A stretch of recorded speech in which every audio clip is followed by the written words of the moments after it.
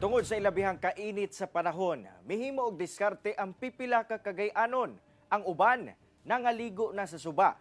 Task Force El Nino sa Cagayan de Oro City LGU dunay pahimangno ngadto sa katawhan karong nagkagabre ang epekto sa El Nino. Ani ang report. Hilabihang kainit nga hatod sa El Nino nga nasinati nato karon. Karasab ang nabatian sa Cagayan de Oro City karong simanaha. Sa tala sa pag-asa, miabot pa ngadto sa 38 hangtod 39 degrees Celsius ang nasinating kainit sa syudad pagsulod sa bulan sa Abril. Apan bisan pa man niini, nakakita gyapon ang mga Cagayanon sa epektibong paagi aron batukan ang kainit.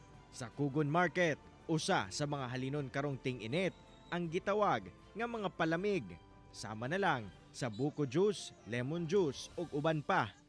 Gani naglaray ang mga manindahay sa mong juice, butang nga daghan gyud og mapilian.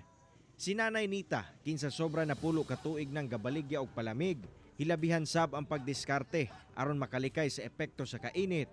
Busa nagasuot gyud siya og panagang sa iyang ulo. Moinom gid sila sir kay kuan gyud karon tungod sa kakusog sa init ba.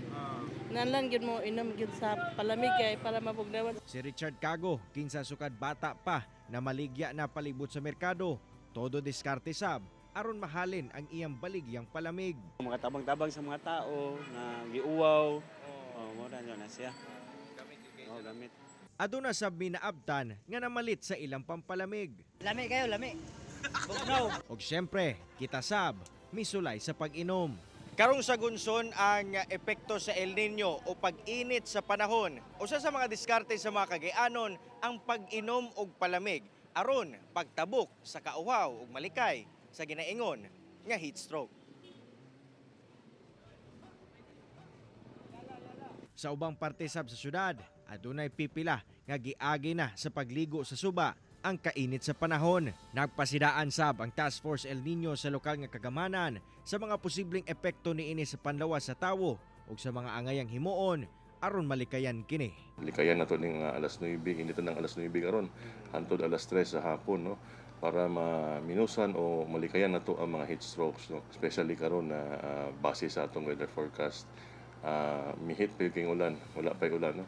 As per pag-asa, dito pa tayo ulan nun sa mga tunga-tunga sa may hopefully. Kauban si Makoy Sempron sa kamera. Ako, si Cyril Chavez para sa One Mindanao.